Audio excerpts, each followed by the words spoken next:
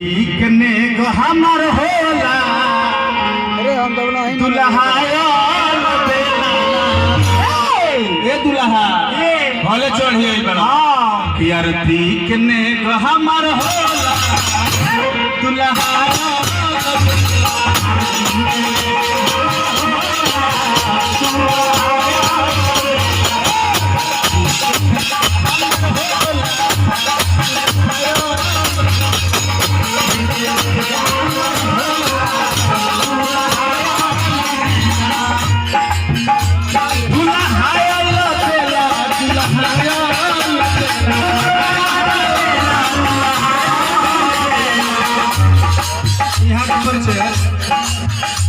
मामा है दरोगा भैया के मामा है ये महाराज रउआ की 10 टकिया चलता हमने के यहाँ नहीं खे चला हमने के यहाँ तो बंद हो गई बा कुछ मिला तो नहीं खे माने गाना के अनुसार नेग हलुक बा हाँ जी दुल्हाया लपेला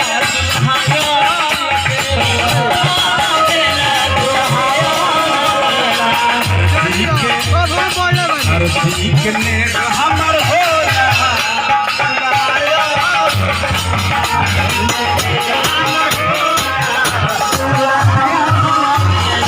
लेकिन पुरस्कार देवे के मेरी रुपए लगे बताई देखी तो हां बाती तो भेटाई जो बोले नो ना बढ़ी तो लोग को बताई ना हां बढ़ावे के पड़ी इन पुरस्कार बुझा के मामा जी का से हो हां जी और हमनी के देखी आरती के नेग में हां हम रउआ से मामा जी कहते हैं आरती के नेग में ये नेग ऐसा नेग हो जितना लोग बैठल बा ये नेग में अगर केहू 50 रुपया दीनू आ घर जाई तो जरूर ओकर 500 हो जाई लखन ब्यास काहे कि भगवान के आरती के नेग हो हां रउआ 50 रुपया दे के देखी घर जाए 500 ना होई तो घर चल जाए तो देखे कनचन खारा कपूरा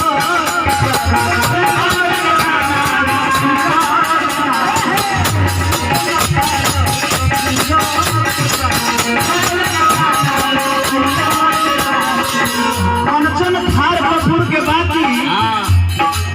भैया के भिवा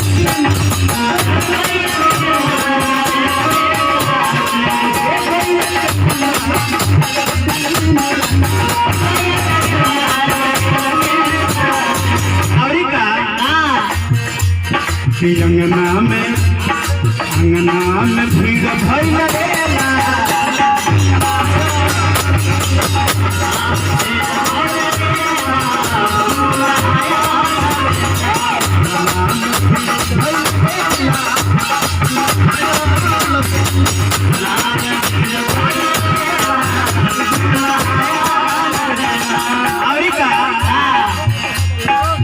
सब सख मिलजुली आरती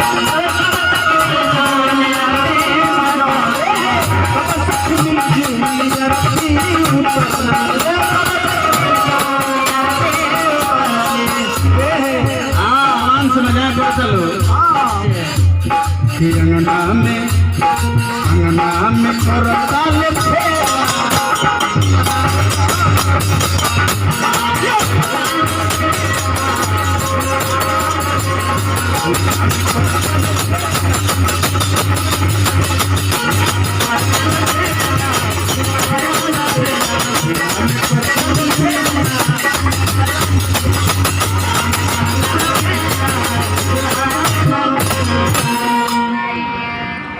चलो भैया जब सब तो ठीक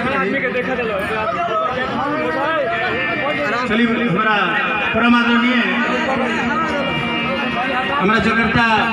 महाराज जी के ये सब परिवार की तरफ से पुरस्कार भगवान के विवाह में आवता भगवान चारे भाई जब चौका पर गोइल बनो हमनी के भोजपुरी के शेक्सपियर जगह के भिखारी ठाकुर जी कहल गए 4 गो दुल्हा बड़े तो 4 गो दुल्हन बाड़ी 2 अक्षर के राम बड़े तो 2 अक्षर के सीता जी बड़े 3 अक्षर के भरत जी बड़े तो 3 अक्षर के मांडवी जी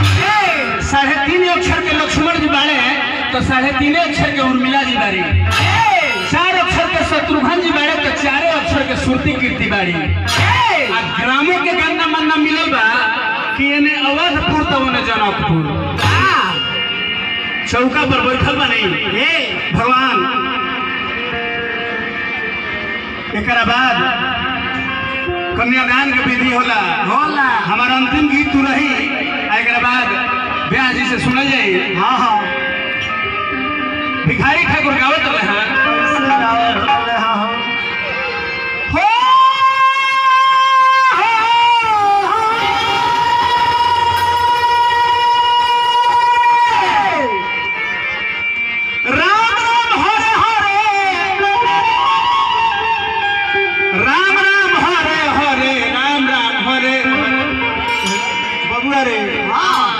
कि चौका पर अवध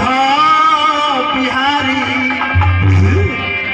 कि चौका पर अवध बिहारी राम राम।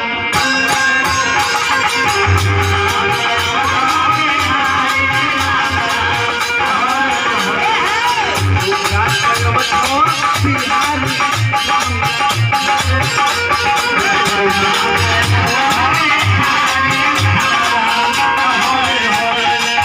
समय के देखते हुए गीतवा बड़ा लंबा बा, मगर एगो कन्यादान के गीत गावे के बा। भिखारी ठाकुर जी गावत रहेला 4 दुल्हा जोगे 4 दुल्हनिया, 4 दुल्हा जोगे 4 दुल्हनिया, 4 दुल्हा जोगे 4 दुल्हनिया, 4 दुल्हा जोगे 4 दुल्हनिया, 4 दुल्हा जोगे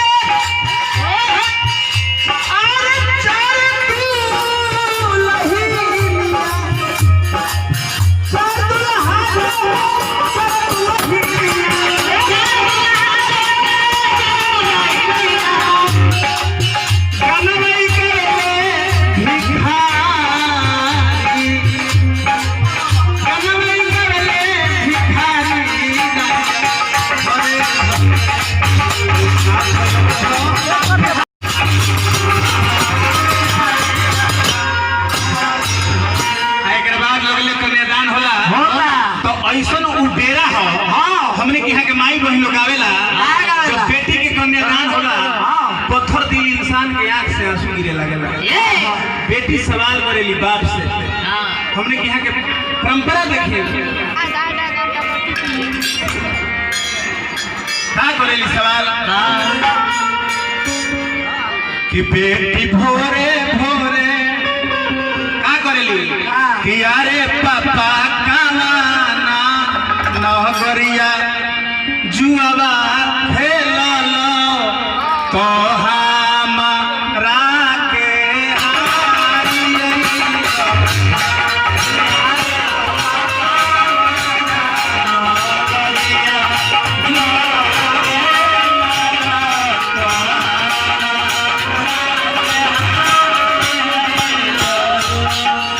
बाप से सवाल बेटी करत तरी, कितना मार्मिक बात बा। सवाल करत तरी कि यारे पापा, कि यारे पापा पावना नगरिया जुआबा खेलल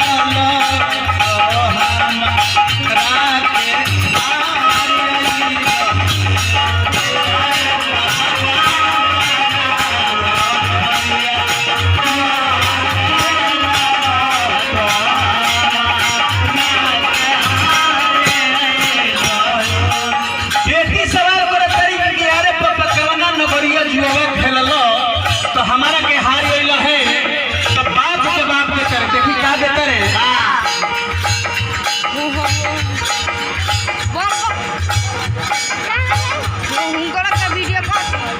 चलिए भैया है कन्यादान के गीत पर हमारा राम नारायण शर्मा जी पुरस्कार देने भगवान से प्रार्थना रही दया दृष्टि खातिर। बाप के बाप देते रहे